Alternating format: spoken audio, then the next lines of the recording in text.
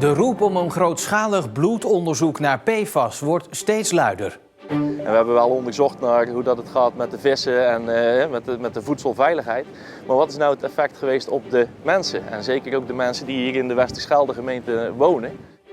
Maar de GGD die dat onderzoek moet doen, treuzelt. En verder in deze uitzending. Nu al fors aantal verkeersdoden en terugkieken naar terugkieken.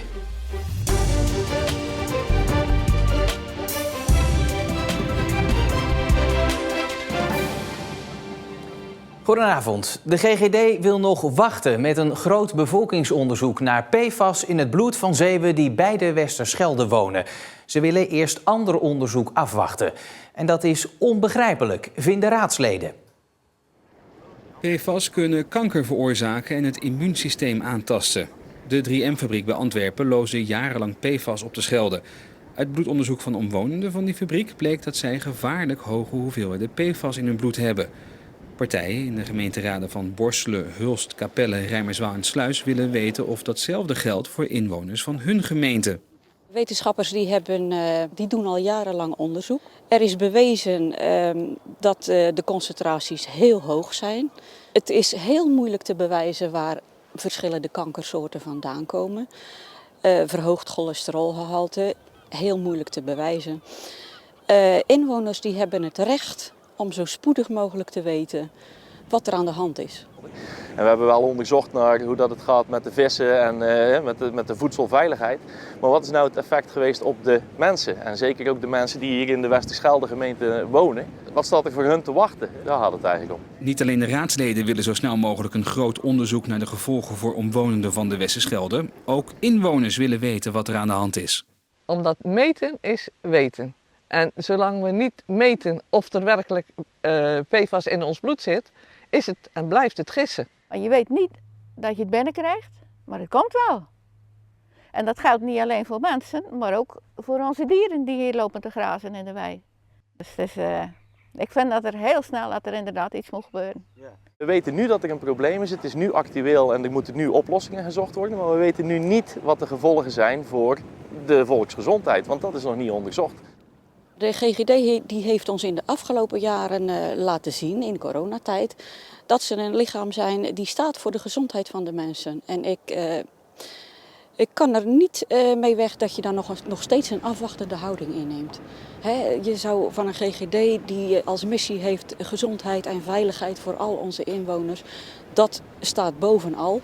Dan zou je zeggen, kom op, we maken een vuist en we gaan ervoor, zo snel mogelijk.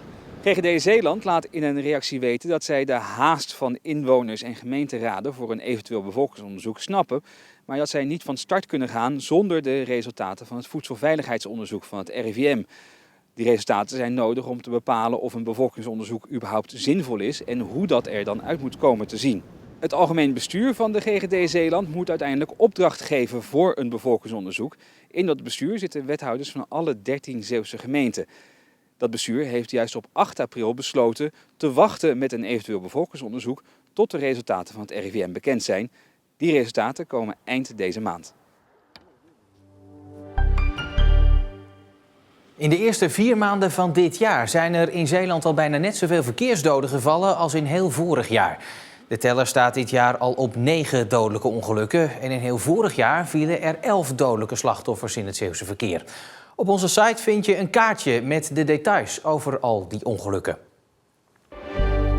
Stichting Wings to Victory zoekt vrijwilligers die een oorlogsgraf willen adopteren. Het gaat om graven van militairen uit bijvoorbeeld het Verenigd Koninkrijk, Canada of Nieuw-Zeeland, die in Zeeland sneuvelden tijdens de Tweede Wereldoorlog. Laurisson uit Vlissingen is al jaren adoptant. Het zijn allemaal jongens van 18, 19, 20, 21 jaar. Zoiets moet je niet vergeten, dat is gewoon belangrijk voor mij.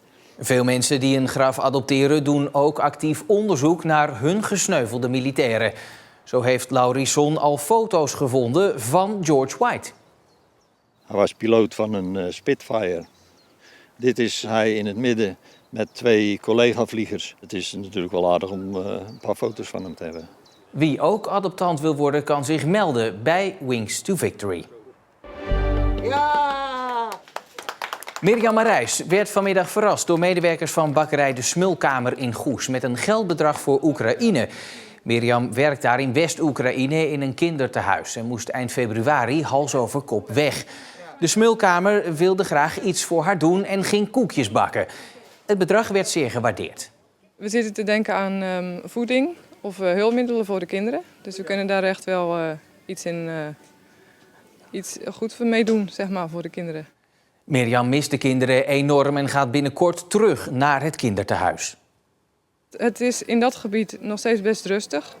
En het is niet dat je direct gevaar loopt als je daarheen gaat. En omdat we heel benieuwd zijn hoe het met de kinderen gaat en of er snel iets moet gebeuren. En terwijl Mirjam er dus voor kiest om terug te gaan, is de stroom vluchtelingen deze kant op nog altijd flink.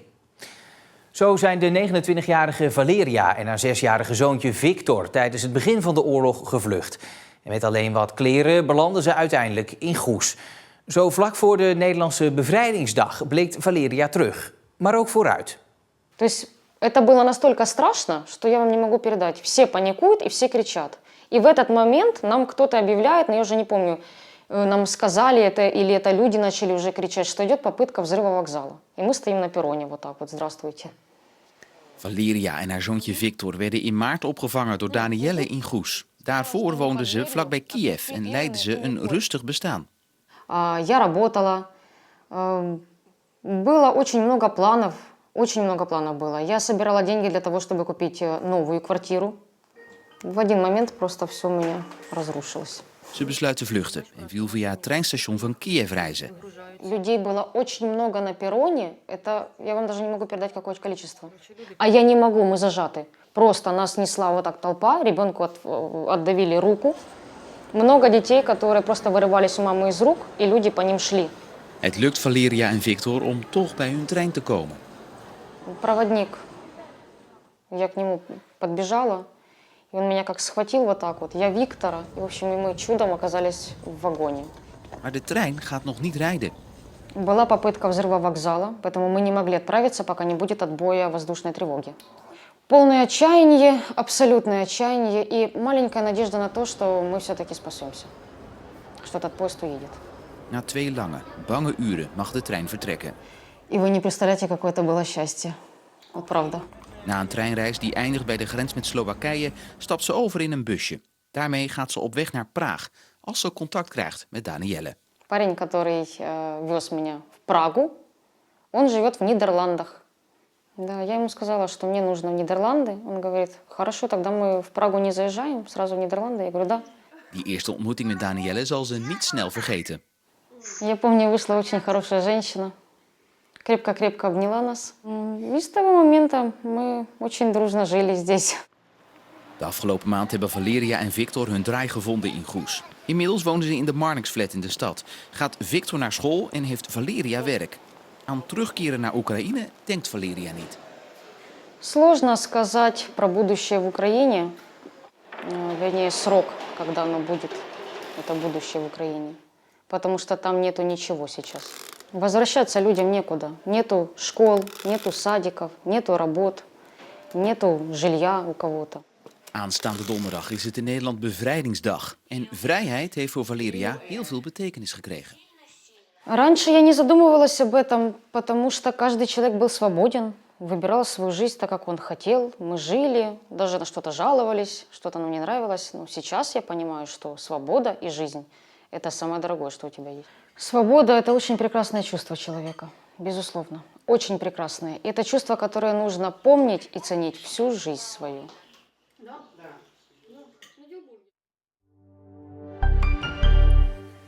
En dan de ouderen in zorgcentrum Cederhof in Capelle. Die mochten deze week een activiteit kiezen. En dat werd... 1970, dat is nog niet zo lang geleden, hoor ik veel mensen zeggen. Juist, terugkieken van Omroep Zeeland. De bewoners kozen zelf de fragmenten om weer terug te gaan naar vroeger. De Weststraat. Ik vind het toch altijd leuk dat dat toch tevoorschijn weer komt. Herkent u nog wel dingen? Nee hoor, heel weinig. Ja. Daar stond ik nog niet vooraan.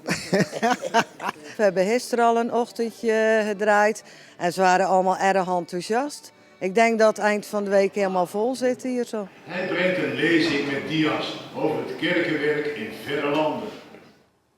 Het bleef nog lang onrustig in Capelle. Aan zee was het meestal bewolkt en aan de frisse kant vandaag, maar landinwaarts was het lang zonnig en daar werd het nog 15 tot 17 graden. Morgen wellicht een drup regen, maar die valt dan wel pas aan het einde van de dag. En daarmee stuur ik u deze avond in en zie ik u graag morgen weer terug.